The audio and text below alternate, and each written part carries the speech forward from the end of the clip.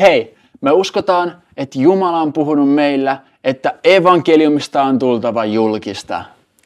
Ja me halutaan kutsua sut mukaan kesän upeimpaan mahdollisuuteen viedä evankeliumia eteenpäin. Jeesus-kiertue tulee Tampereelle 10-12.6. Ja evankeliumi tulee olemaan isosti esillä. Me järjestetään koulutusta evankelioinnista ja opetuslapsen ottamisesta. Sen lisäksi me mennään kadulle ja mikä parasta, me järjestetään isot tavoittavat iltatilaisuudet, jossa julistetaan evankeliumia, rukoillaan sairaiden puolesta ja ylistetään Jumalaa. Tänne Tampereelle on tulossa kymmeniä, ellei satoja nuoria julistamaan evankeliumia ja he haluaa lähteä sun kanssa, rakas seurakuntalainen.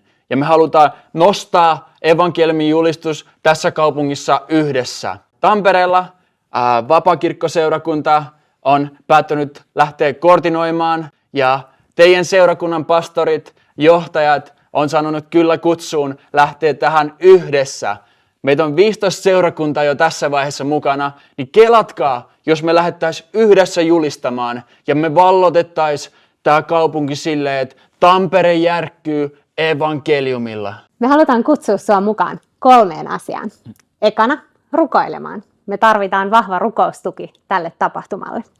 Toisena, halutaan kutsua sut mukaan keskustorille näihin tavoittaviin iltatilaisuuksiin. Ja ota mukaan sun ei-uskova ystävä, kaveri tai sukulainen. Me halutaan täyttää keskustori ihmisillä. Ja kolmantena, sä voit tulla mukaan yhdessä tekemään tätä tapahtumaa. Sä voit tulla julistaa evankeliumia, ottaa vastaan näitä uusia uskovia tai palvella käytännön tehtävissä. Ja voit ilmoittautua mukaan skannaamalla sun puhelimella tämän QR-koodin tai ilmoittautumalla mukaan osoitteessa tampere.svk.fi. Ja nyt, rakas ystävä, sä oot kutsuttu mukaan, joten otetaan yhdessä puhelimemme esiin, otetaan auki kamera ja painetaan ton QR-koodin kohdalle ja ilmoittaudutaan mukaan palvelemaan Jeesus-kiertueella.